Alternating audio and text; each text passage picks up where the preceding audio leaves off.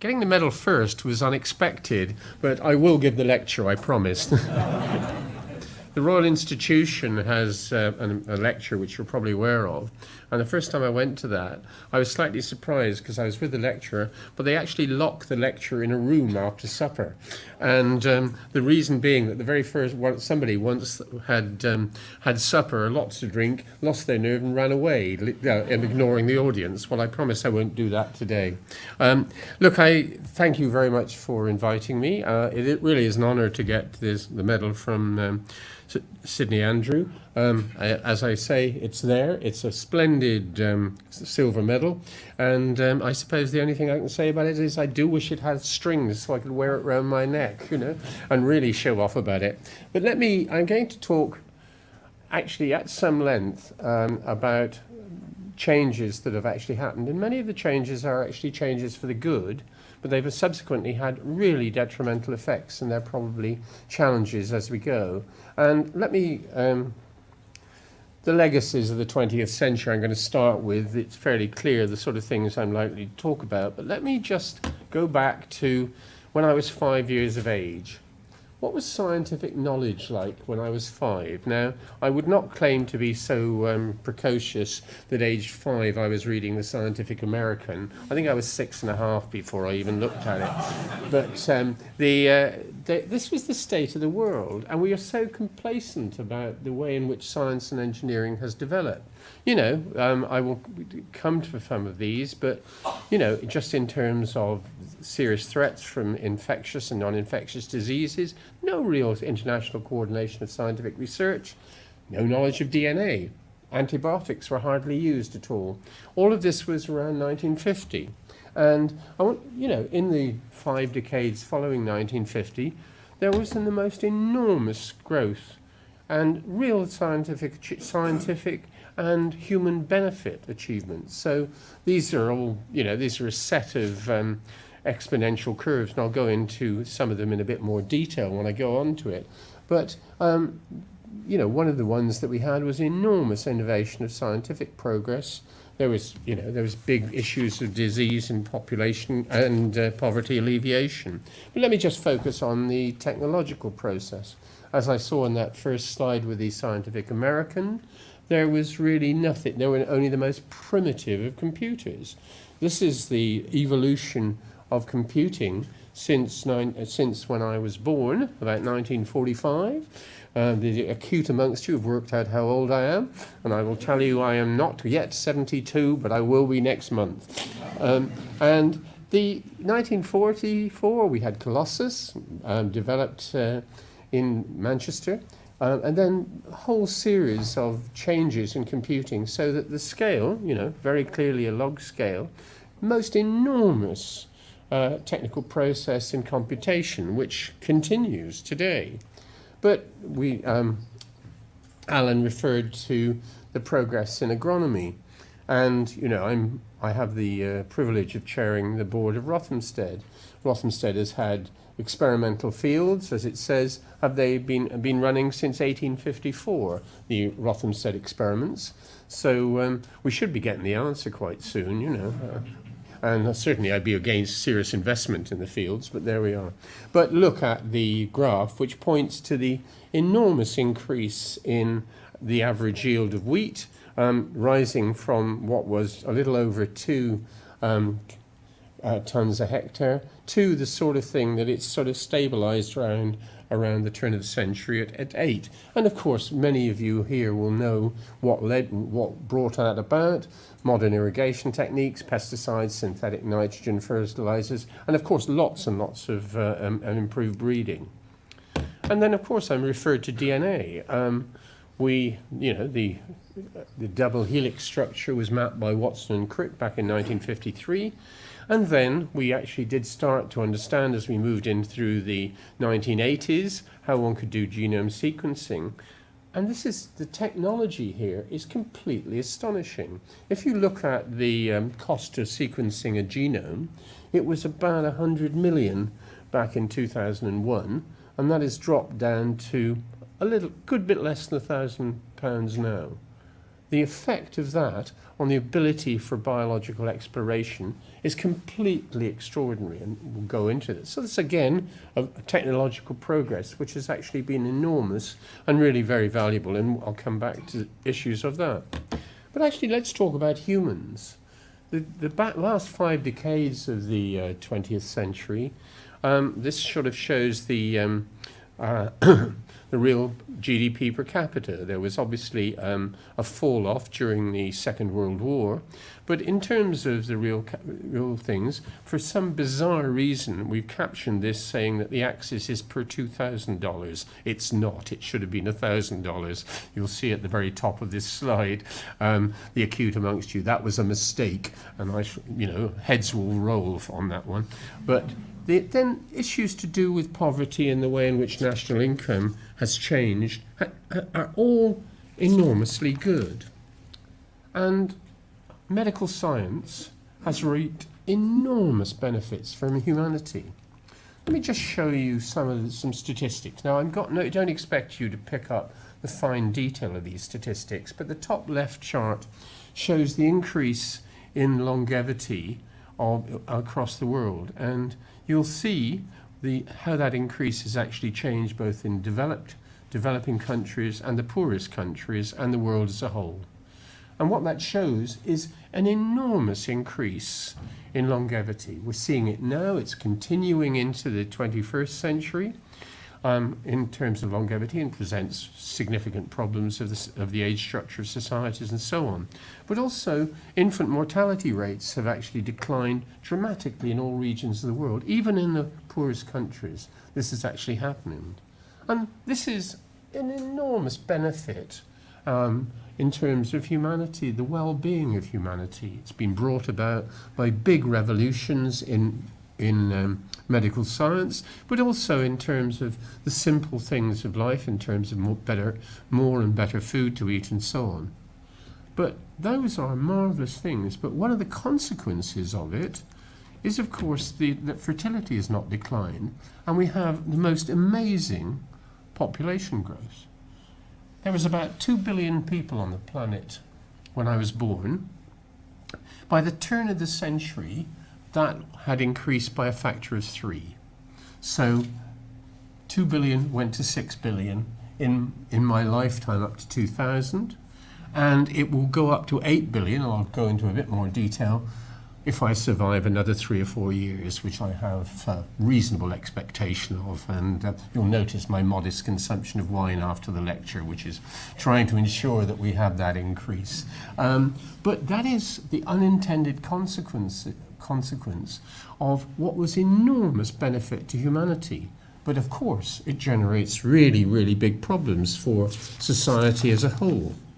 And there were also very good things happening. So the consequences of the increasing population and the increasing wealth of that population is fossil fuel consumption went through the roof, water consumption has gone through the roof, land use, consequences for land use, and ultimately for soil degradation. More land turned into cropland in the 30 years after 1950 than the 150 years between 1700 and 1850. Cultivated systems cover 25% of the entire Earth's terrestrial surface. And of course, there's also major problems of soil degradation. Ones that we actually have got to be thinking about. And of course, there's also consequences of which people are fairly aware of significant erosion of forests as they're cut down, either to make arable land or to actually provide forest products. So these are consequences of the benefits that you actually see of an increasing prosperity in humanity and an increasing number of humans in the world. So those are it. And one of the obvious consequences of this, of course, is as one deals with increasingly mechanized agriculture, which you saw in the 20th century, increasing use of fossil fuels to provide energy, which is in a sense, a necessary, if not a sufficient condition of improving the economy of the world and the way in which we can actually service it.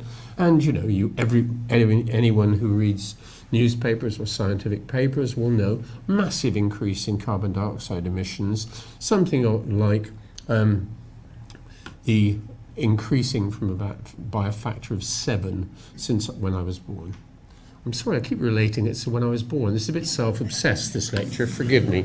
But I have got the medal, so, you know, like, self-obsession is permitted in these circumstances. So to sort of summarize slightly, where's the 20th century left us? Lots of technological and biological progress, big industrialization, urbanization, and so on I'll come to, major natural and physical resource pressures, but we're more informed than ever. The bottom little slide graph shows the Medline indexed articles published per year, and you can see this enormous exponential growth.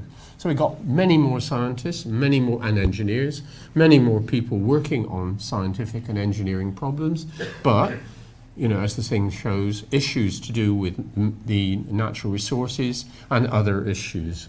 So if I actually, you know, I was only a civil servant for just over 5 years, but I've come into civil servant ways, so I think about my in-tray. So what's the global in-tray that I would be looking at? And these are some of the points that I would actually point to as being part of that global in-tray. Obviously climate change, interesting new and novel biotechnologies, oil prices and so on, big issues of inequality, some political upheavals, and I will probably not name the person, nuclear proliferation, antibiotic resistance, and I'm going to come to a number of these points, but these are the sort of thing that the global in-tray is showing. And obviously there's an enormous uncertainty about many of these issues, really enormous uncertainty, but I think it's fair to say that in many ways the first part of the 21st century is already determined. First of all, demographic momentum. We know that there will be another billion people by 2025. You know, there are so many events, and just to give you you know, I'll come on to this later, but the annual increment of the human population is about 70 million. Now you can reasonably say, well, what about epidemics or wars and things? Well, when you've got an annual increment of 70 million, and the worst pandemic one has ever seen was the Spanish flu around about the end of the First World War. Yeah, maybe 30, 40 million people died in the First World War, double that, and so on. But you have a real issue. So there are going to be a billion more people, no doubt about it. There's also going to be an increase in prosperity, which I'm talking about. Two other issues that I'll come back to are the urbanization, that the ratio of people living in an urban to rural setting. When I was chief scientist, for the first time, the urban population exceeded the rural, and it's scheduled in the next 7 years or so to actually go towards 60%. And climate change, I'm going to come back to this detail, but it's happening now. So let me just go to population growth. These are the sort of figures that you're seeing. In 2011, I was chief scientific advisor, 7 billion people on the planet. 2022, it'll be 8 billion. And to go back to the point I made, is that that in my lifetime, the population of the world has increased by 400%. That is completely extraordinary. We've never seen anything like in human history. Now, it's important to actually disaggregate that. And the graph on the top disaggregates it. And you see that there are two major sources of increase. Europe is not increasing to any extent. Neither really is Latin America or North America or Oceania. But Africa and Asia are the ones that are going up. And Africa is completely extraordinary, the growth rates that you're actually seeing. And they're being driven by massive declines in mortality, both of children and adults, but very little change in fertility rates. And some of the countries are going to grow enormously. And so, as the slide points out, somewhere between 1.3 billion will be added in the next 13 years in Africa. So that's one of the major trends that is actually happening. But there's some good things. One of the things that I referred to is a big change in global poverty. Again, something really good happening in the 21st century. 2005, about 1.4 billion people in poverty, and that means just not enough to eat, going to bed hungry, going to bed having had insufficient diet or the availability of water to have proper development. That's gone down by more than a half in the 10 years since 2005. The detail of this, which you might be able to look at on the website in due course, is showing how that has actually changed in different countries of the world. Each of these circles refers to individual countries and the change in poverty. But in addition, we have this very, very large increase in what we might call global middle class. Now, the definitions of middle class will vary, obviously, within societies. So middle class in Myanmar is very different from being middle class in the United States of America. But to give you a flavour for it, it's probably something like 500 million people who could be thought of as middle class in the developing world. That's increasing by 100 million a year. So the projection is that we'll see something like nearly 5 billion, or remember it'll be 8.5 billion, people will be prosperous enough to be thought of as middle class. And obviously the consequences of that, high consumption, high demand for, as it were, not just the basics of life, but also the good things of life. So that's something that is pretty much inexorable. The other one is that I've referred to the population change, but I also referred to urbanization. And these are the sort of current urban agglomerations. 50-odd% of people now live in urban areas. And a very, very worrying thing is, of that, 33% live in slums. Small cities are the norm. Around 1 in 8 live in the 28 megacities. But to put that a sort of flavour onto it, I think this lecture is being streamed to Aberdeen. Well, just to give you a flavour for it, in Africa there will be 1,000 cities larger than Aberdeen in the next 15 years. 1,000 urban concentrations. And again, these are pretty much inexorable. It's population growth and migration. These are driving it. And, you know, this is a slide that goes into a detail, talks about the mega cities. These are cities like Lagos, Los Angeles, Tokyo. They are growing at a vast thing, but 90% of the increase in urban habitation will be concentrated in Asia and Africa.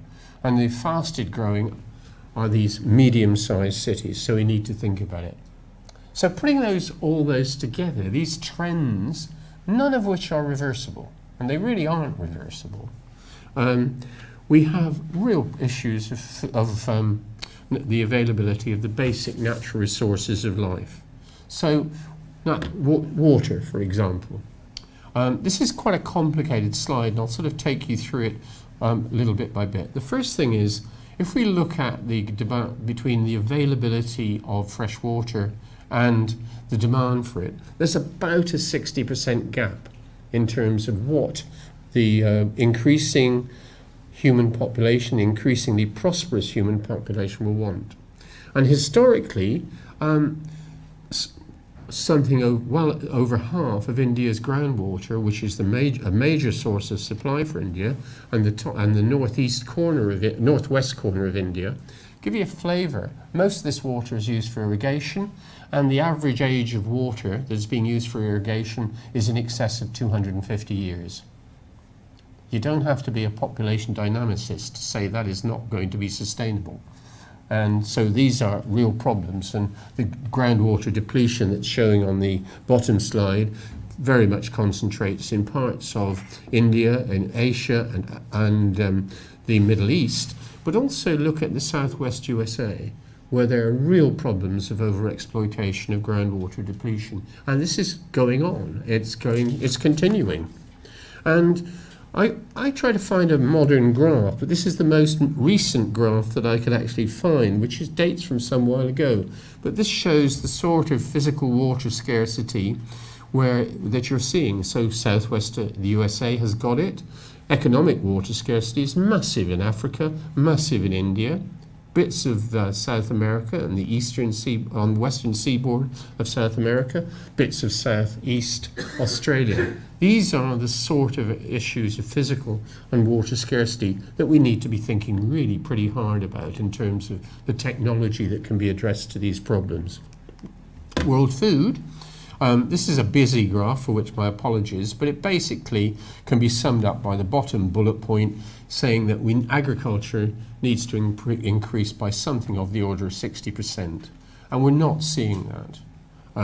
This is the sort of disaggregated view of sub-Saharan Africa, industrialized countries, but also South Asia and East Asia, needing more food, an increase of 8% per annum in sub-Saharan Africa, 4% in East Asia and 7% in South Asia. In industrialized countries too. And in there we consider newly industrialized countries as well. So the challenges for agriculture are enormous. We need to, for example, most of the international organizations predict that global agriculture production is likely to grow at an average of 1.5% over the next 10 years. That's slower than the previous 10. And compared with the requirements, 8%, 7%. And remember, these are per annual. So you get your doubling times and so on can be worked out. And how are we going to increase it? Well, this is really where the science comes in. We need to be thinking about increasing land use. We need to be thinking about increasing yields, whether that's by genetics or agronomic interventions. We need to be thinking about increasing the frequency of cropping, but the worry about that is agriculture basically accounts for about 70% of all fresh water. So there are real limits to that given the water shortages. And there's some things that can be addressed. 30% of the food produced globally is wasted, around 1.3 billion tonnes. If we can sort the waste problem, and partly it's waste due to pests and diseases in the developing world, and also in terms of storage, in high-income countries, it's basically consumer waste, bought and thrown away. So there could be big changes that actually could do. And one has got to be thinking this as also an opportunity. You know, sub-Saharan Africa has got 1.25 tonnes per hectare. Developed countries, including Asia and Latin America, is about 4. And if you remember the graph from Rothamsted, in Europe and the USA, it's about 8 tonnes per hectare. So big opportunities out there. So that's food. So water's a big problem. Got to make it more efficient. Food's a big problem because the burgeoning population and the burgeoning wealth of that population will mean big increases in food supply. And if you don't provide it, there will be reversals and instability. Prices will go up, and you will see the sort of political instability, which, coupled with the urbanization trends, are really very problematic.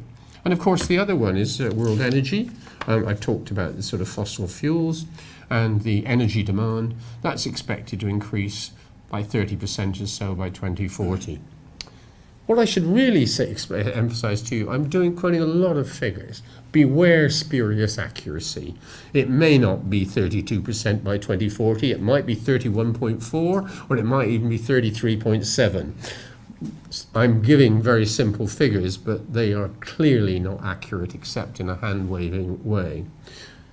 Now, I referred to climate change, and I think one of the things that is not really well understood is what occurs is that because of the time lags in the ocean and climate system generally, the greenhouse gases in the atmosphere affect climate with about a 20-year time delay. So the weather that we're experiencing now was determined by greenhouse gases in the upper atmosphere in the late 1990s.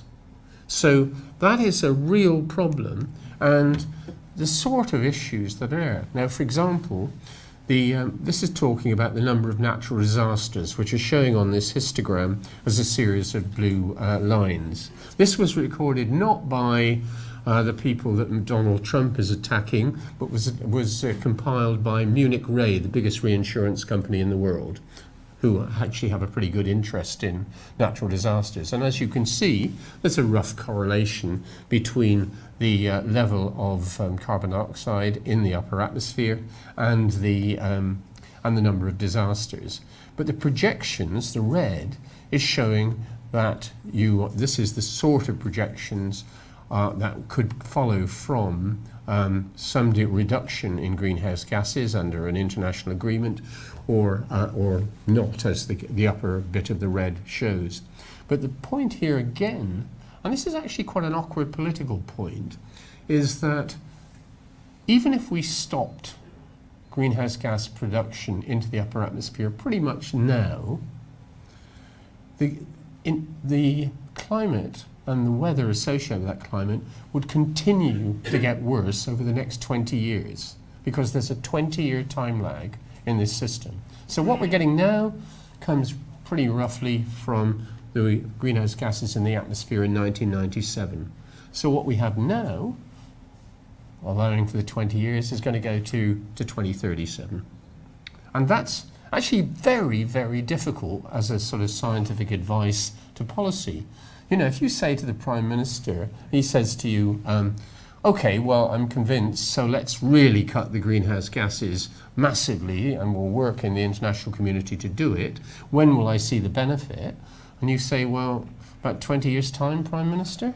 And it has to be said there is a certain degree of glazing over, depending on who the individual is. So it's a big political problem, but it also needs to be recognised in terms of how we deal with it. Now, what can we do? Well, there's 3 or 4 things that one can do. We need to be thinking about mitigation. We need to be thinking essentially reducing the greenhouse gas levels in the atmosphere, and that's primarily from reducing emissions.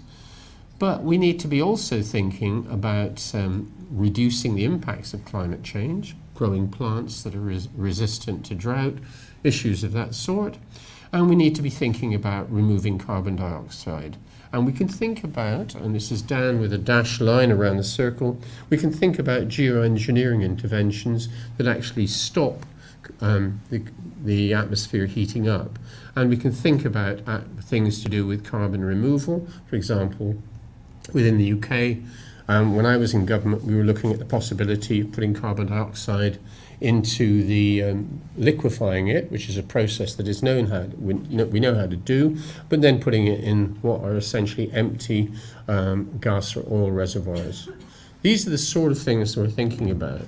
But also, we can think about some of the natural processes that will actually lead, and some of them are going to be technological. We can think about some of the chemical engineering, Sidney Andrews' field, to look at how we can actually do direct capture, turning CO2 into maybe building materials, or thinking about turning it into some form of energy work. Or we can think about some of the issues in terms of agriculture, the natural things of more reforestation, growing more trees, and actually thinking about using agriculture in what the sort of jargon is sort of a climate smart way. But also in terms of removing emissions, there's big abatements. Renewable energy is a real success story. Cost of renewable energy, there was an article in the Times about it, is dropping continually, primarily from wind, but also from solar. And this is the sort of investment that you're actually seeing by China in investing 80-odd billion in renewable energy of different sorts. I won't go into details of this slide. It's sort of illustrative for this purpose of this talk. And you all have seeing the ideas that one needs to be thinking about electric vehicles in a much bigger way. The commitments by various countries. Germany planning to phase out petrol by 2020. Electric vehicles are on the world. China looking like it's going to be the biggest market for electric vehicles in the world. So big opportunities for for engineering to be thinking about it, and of course we need to be pondering that. Now, what's the international community done about it? I'll come back to we have a big problem. I'm sorry, I must be skipping some slides there. No, this is this is an example of how you can actually improve agriculture by actually thinking about mid-season drainage of rice fields. It's a very large proportion of the global methane budget. I'm going to go through these, but then the Paris negotiations in 2015, there was an agreement of about 188 countries. This is an agreement the USA has indicated under the Trump regime that it intends to back out of or renegotiate, but this would be a relatively real concern. Reduction of greenhouse gases by the EU. We have our own Climate Change Act, which indicates that we will be reducing our greenhouse gas production quite substantially. So this is, in a sense, good news. Now, I'll come back to that in a little while, but it really is an imperative to be thinking pretty hard about how countries are going to do that. And the answer is pretty much got to be dependent on science and engineering to come up with these solutions. And I've given some indication of some of the ways they could do it. But now I want to turn from those old hat things, which I was worried about, and actually give something that really frightened you. Because that's old hat. It's energy, it's water, it's food, and everybody knows about it. And of course, climate change is happening, but it's the sort of general issues that we have to worry about. But I want to and this is some of the things I've been doing in the last couple of years, is thinking about the emerging challenges of the 21st century. First of all, the sustainability of human health. Now, I'm going to focus on some of those, and there's the challenges of new technology as well, and I shall go on to those relatively quickly. Basically, there's a massive issue of malnutrition. About 7 billion people of the world's population, nearly 800 million, suffer from a calorie deficiency. They go to bed hungry, they don't have natural physical development.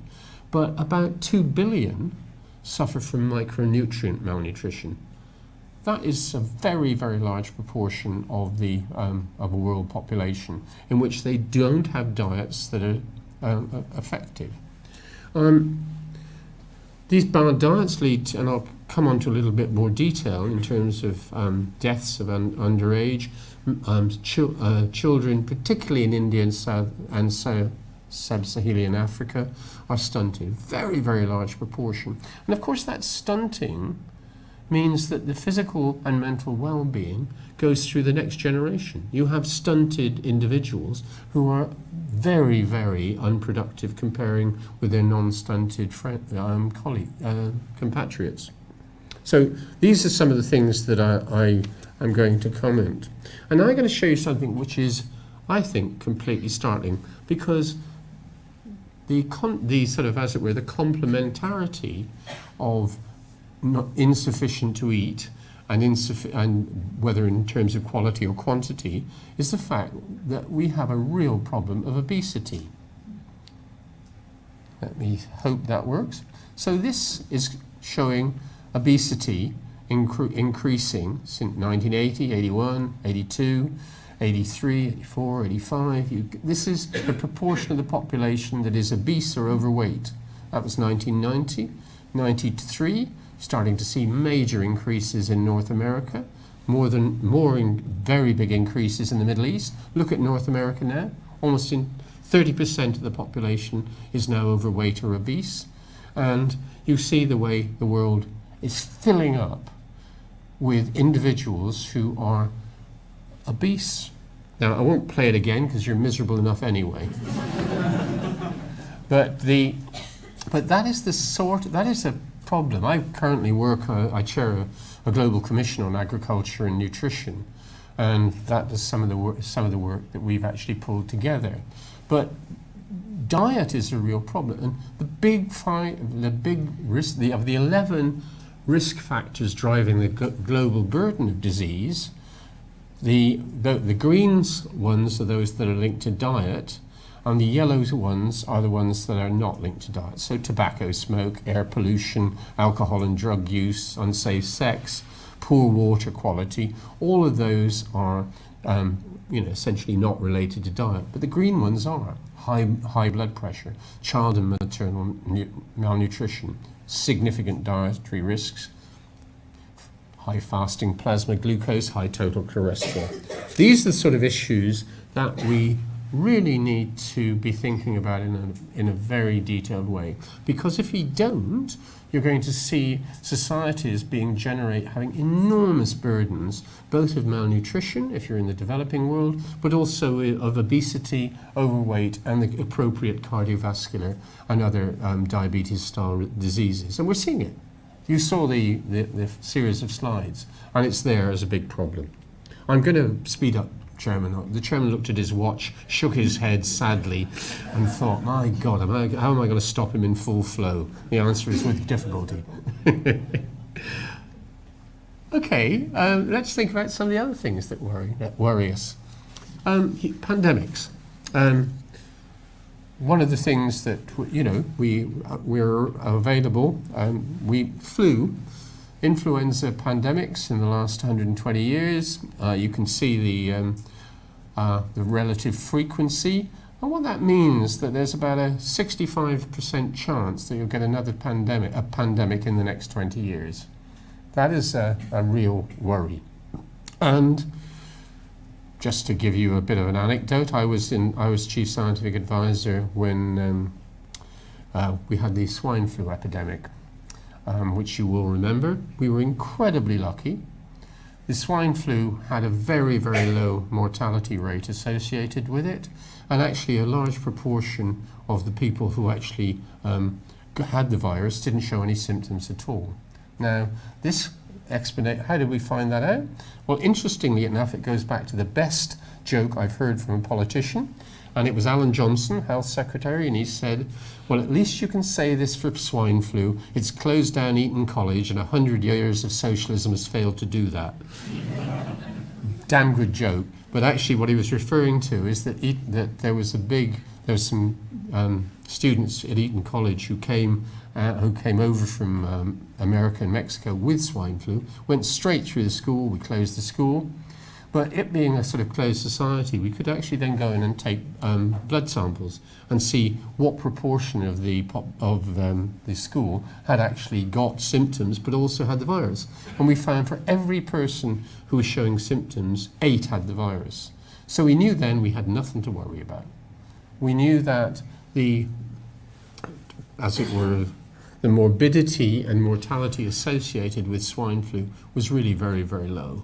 And round about that time we could relax, but we were well into that.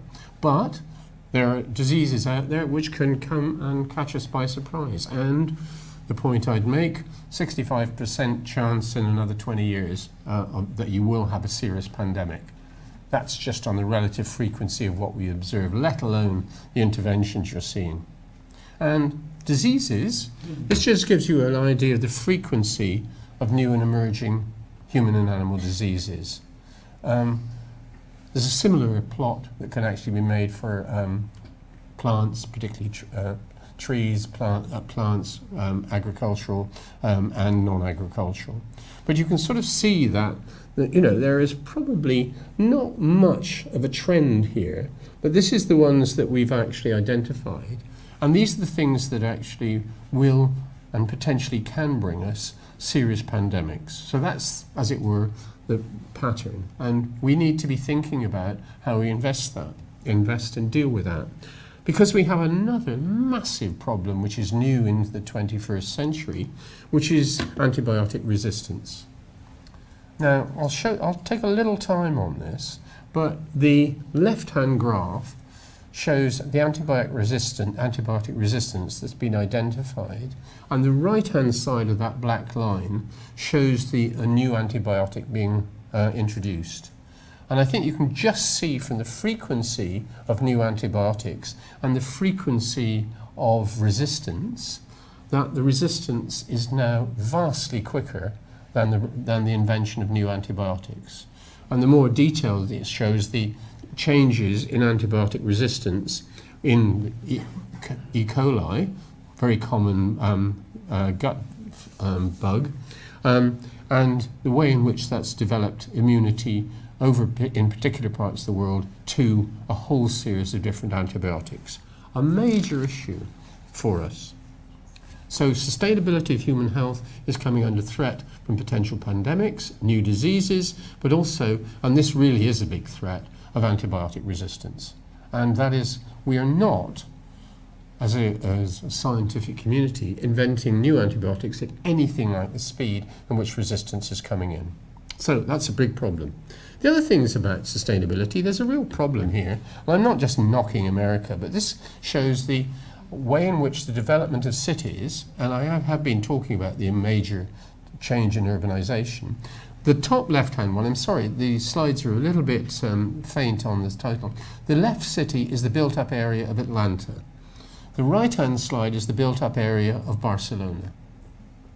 The populations are broadly comparable, 2.5 million in Atlanta, 2.8 million in Barcelona.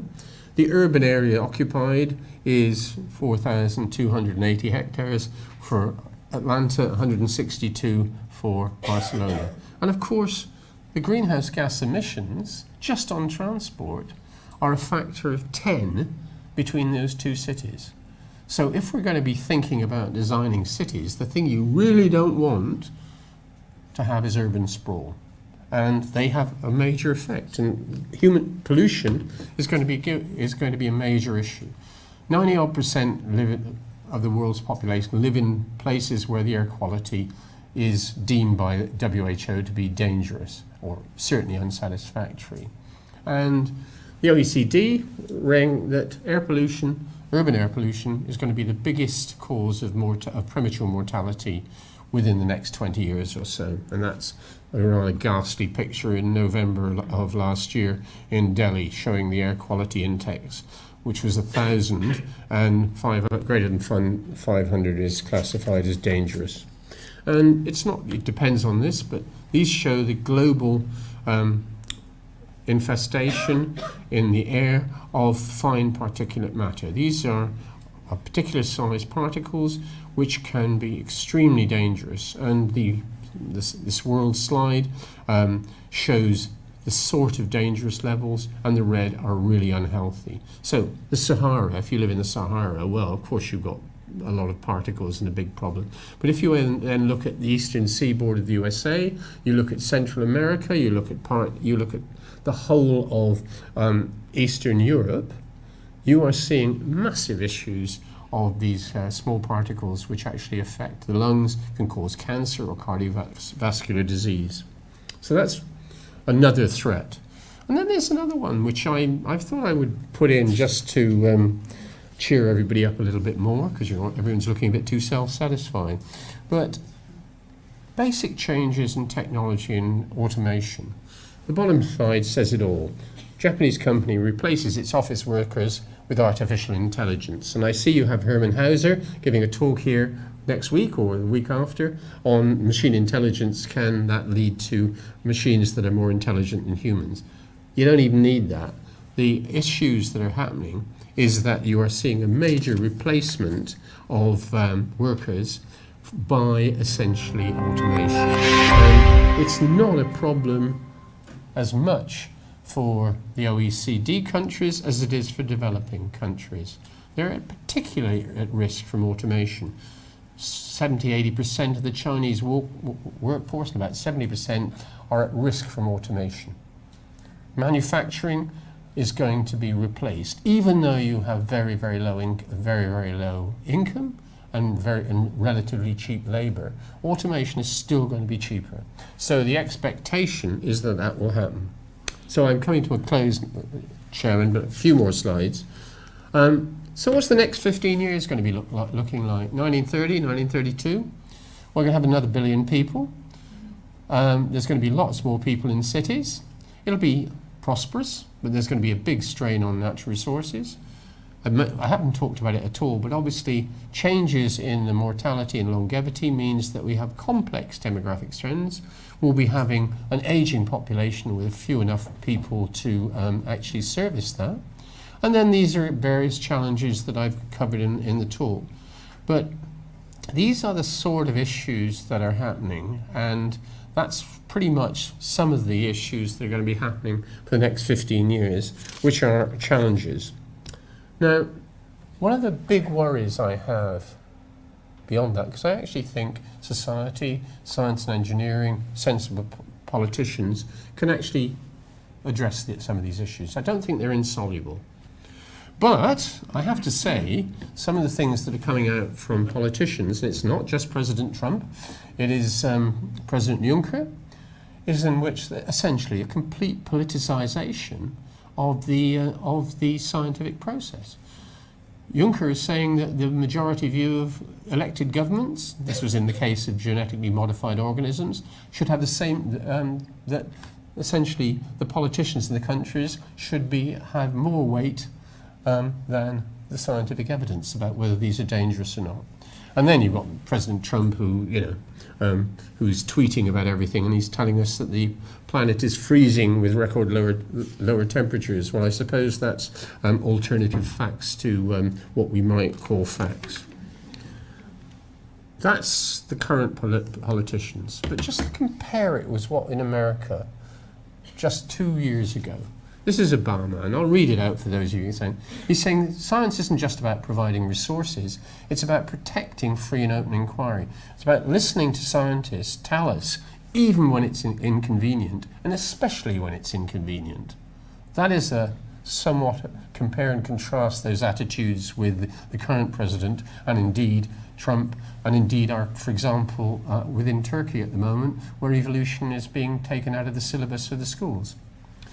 Stephen Chu, who is is a real hero of mine, he got the Nobel Prize in Physics, and he was US Secretary of Energy under Obama. And his quote here, I think, is just marvelous. People are entitled to their own opinions, but they're not entitled to their own facts. That is, I wish I'd said that. I wish my speech writers had actually thought of it. And I was tempted to plagiarize it, but people with Google and everything, they'd find out, and people say, God, did you hear him? He was quoting Stephen Chu and didn't admit it, so you have to do it. So I'm very much towards the end. High up the possible global in-tray. I've talked about something. What's the in-tray going to look like in 2030? I've talked about some of these. There's going to be pandemics, potentially. Artificial intelligence is going to present problems. Environmental disasters are quite likely. We're going to have more volatile weather. Urbanization is going to happen. We're going to have another billion people. Antibiotic resistance, we may be able to address it. There's going to be biodiversity, and it's going to be warmer. And so what's actually happening? And so, there are helpful technological change. I talked about computing since the 1950s and how that had changed by the turn of the century. These are the projections of where we think computing power is going to go, and that means we can do an awful lot of things. Now, I started with a new scientist, and I'm going to almost end with a new scientist, because they published in 2017 something to do with the 10 new ideas that are going to transform the world. I won't read that to you, but you can see. Novel antibiotics designed from first principles, surgical robots, machine learning, which can actually help dealing with satellite information, and barefoot medical diagnostics, going around in the developing world, in which you actually don't have to have the plethora of scientific monitoring that you get. So there's the ideas. And this now is my last slide, because we are living in a very, very highly changing world. This was a study that was done by my school, the Oxford Martin School, back in 2013. And the slide shows it all. That was back in 2013, that half the world's population lived in the circle. And as you can see, there's an awful lot of water in that circle. And if you look at the legends below, by 2030, Asia will look to have something a little less than 5 billion people, of which 60%, in excess of 60%, will be of working age. Africa will go up to 1.6 billion, of which half will be of working age. It's to do with the age structure. And Europe, 700 million people, pretty much compared with what it now, and 460 million people of working age. The old order is out. We really need to be thinking about how, as a society, we address these, both the legacy problems from the 20th century, but also the new problems of the 21st. And my own view is that a necessary, but not a sufficient condition, is having fantastically good quality scientists and engineers and scholars generally, because it isn't just a mainstream science and engineering, it's about social science as well, it's about economics, it's about ways of dealing with them. So that's my thing, my message for you. As I said at the start, most people say, thank God I can go for a drink now. Please enjoy your drink and thank you for your attention.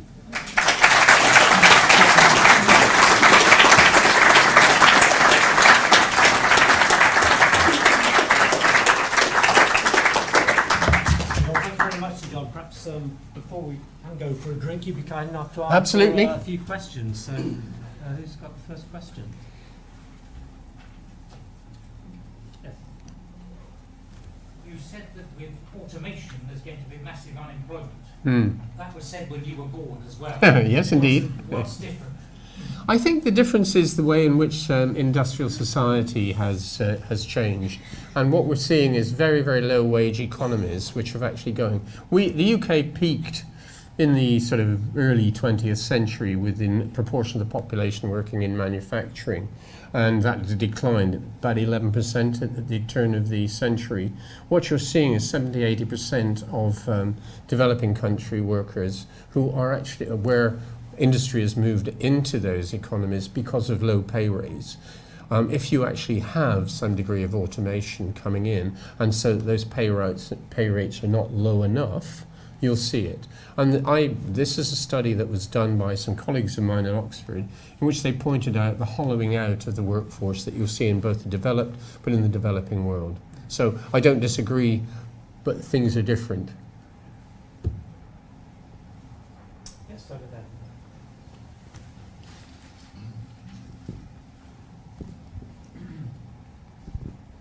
Thank you for your presentation. Would you agree that reducing consumption of resources in the developed world, but also significant wealth transfer to the developing world to help with climate change mitigation are necessary, and how would they be politically palatable? Well, I don't have an answer to all the world's problems, but you make a good point. I think the difficulty is, suppose my mother used to say to me when I was a little boy, you must eat up your food, otherwise, this would go to somebody in Africa or India. And so it never convinced me because, there's issues of transport costs and so on. So it isn't that simple. I think in the case of climate change in particular, you have got a commitment by essentially the developed world to significantly fund the problems that the developing world is having, so that there are, part of the Paris Agreement was significant pledges to actually put money into the developing world to help them mitigate and adapt to the climate change that, in a sense, has been primarily the change in the fossil fuel use has primarily been a benefit to the developed world. So that certainly is happening. I think the other thing are that there is quite a significant aid budget that goes out to try to help the developing world. But it won't be the simple transfer of food. It's got to be the transfer of expertise. It's got to be the issues of that sort.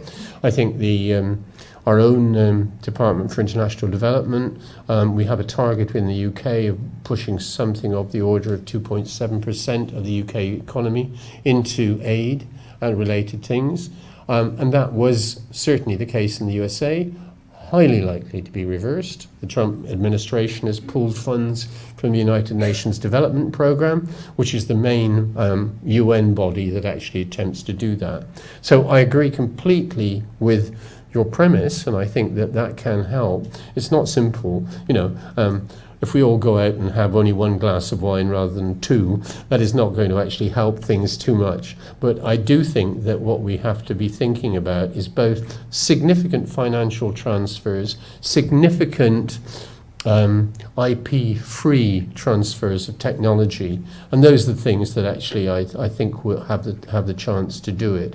And of course, education. And one of the sort of real sadnesses that one is observing is the way, and there are some countries that are major exceptions. China, India are both exceptions, but the way in which, in fact, you're seeing in some societies that education is downplayed, and it's starting to be downplayed to an extent in the UK. You know, we've had enough of experts, or indeed in the USA, where you know, there are alternative facts. I think education's a necessary condition for it. But your premise is correct, and I wouldn't disagree with it at all. Given that organic food production uses less energy and creates less entropy than non-organic food production, what role do you see for things such as permaculture, organic food production in the future? And also, is increasing evidence showing that not only is that production more efficient, but also it can be more productive? I think it can be more productive in relatively small units. If you think about, you know, and there are things that can be done to improve it. The first thing we need to be thinking about is thinking about how we can increase agricultural production without massive increases in the use of fossil fuels or pesticides or fertilizers, all of which come from which are very energy. The World Bank 2 or 3 years ago started to develop the idea of climate smart agriculture, which is partly organic but also linking basically agricultural production with agroforestry practices. I think that it is unlikely that organic production is going to go off, but there are things that are almost there. Low tillage agriculture is taking off massively in South America, and there are going to be ways like that. I don't think it is the answer generally. I think it is part of the answer, and it's particularly part of the answer in agricultural systems where they are relatively small. I think, you know, one of the jokes that was played on me was when I visited Brazil the first time, and they showed me a picture of essentially wheat and soya production on the same fields. And they asked me, what about the crop rotation? And they said, what's the crop rotation period on this? And I said, I don't know, 3 or 4 weeks. And they said, no, it's 20 minutes. And you then showed me a picture of essentially harvesting and planters machinery, which are about 150, 200 meters apart. Now, that is not organic, but it is producing enormous yields at relatively low prices. So, you know, I think there's no simple answer. It's got to be a combination of it. And actually, I do think that the use of genetically modified organisms, which is anathema to large sections of the of NGO community, is actually wrong. I think that you can't generalize about it. It'll depend on the organism. And some organisms can be extremely beneficial. Others, you know, it'd be quite possible to devise a genetically modified organism, which is actually harmful. You know, it could be done. But by and large, I think the blanket rejection of any GM technology, which you see pretty much ubiquitous in Europe, is a problem. If you actually pose the question about what harm might be done, the USA has been using GM crops in its food production for 30, 35 years. It's quite a litigious society, as we know. There is not one single court case that has ever been brought saying that my health has been harmed by GM technology. Not one single one. The trouble is pathways of anything pollutants are always going to be very difficult to prove. There's always going to be uncertainty, things that are unknown, things that are unknown. That's true for all litigation, but for example, that there has been substantial litigation on tobacco. There's not been. So I don't disagree with you. I don't want to sort of, you know, take up a discussion about GM, but I think that the blanket condemnation of a technology is not helpful. in a situation. You know, for example, if we are looking at mitigating agricultural production in a way that plants can be significantly less susceptible to drought, and that can be done quickly, and that can be done significantly quickly, either by gene editing or by biotechnology, this seems to be a good thing to be doing, because natural breeding will take decades to do it. And, you know, as I tried to say in my lecture, these things are rather urgent. So, Tim Julia, that Jackson Trust. Hello. Yeah. Aren't we staring down the barrel of a loaded gun unless, as a species, we get to grips with population control? I think I've been asked that a lot, and I think the issues, first of all, the simple disaggregation of the population problem. Much less mortality, but not a major change in fertility in many areas of the world. It is, the sociologists and the anthropologists do have a good understanding of what produces reduction in fertility. Prosperity is one of them, and the education of women is the other one. These are the absolutely two key things. It's not happening generally in the society because neither are actually happening. But that is a problem. And I think the hope is that societies will adjust as they become more prosperous. Certainly, the more that women are educated, the less number of children they have. And that goes across pretty much every society that you look at. It's not just sort of very primitive, very poor developing country societies, but it's shown in pretty much every part of the world. So there, in a sense, there are interventions, but those interventions are education of women and making me more prosperous. There may be other ways, but, you know, when one is aware that China and Mao Zedong drafted women into the army, it has some pretty unacceptable consequences for the society after that. So there, and you know, the no more than one child policy. There are interventions, but they are really, really quite problematic. Let alone the, interference in terms of human society and their rights. But I think population is the biggest worry. Heavens, 2 billion when I was born. 8 billion in 3 years' time. That's just off the, it's unimaginable, I think. I'm getting tired, Chairman. Yes, we have one more question. Hiya, please. Can you wait for the microphone? Because I'm slightly, she's just bringing you the microphone now. Thank you for an excellent talk. Just want to make it light. Science, you've mentioned women and education.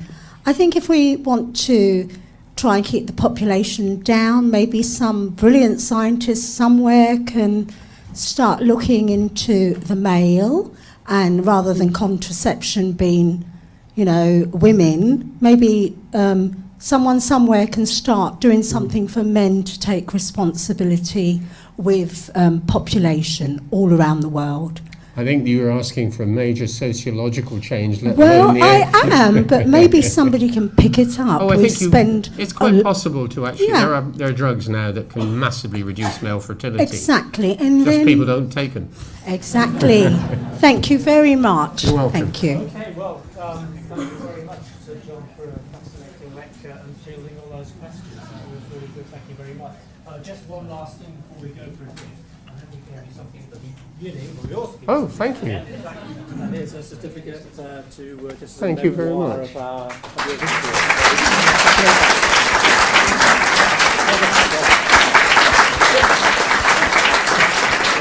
Okay.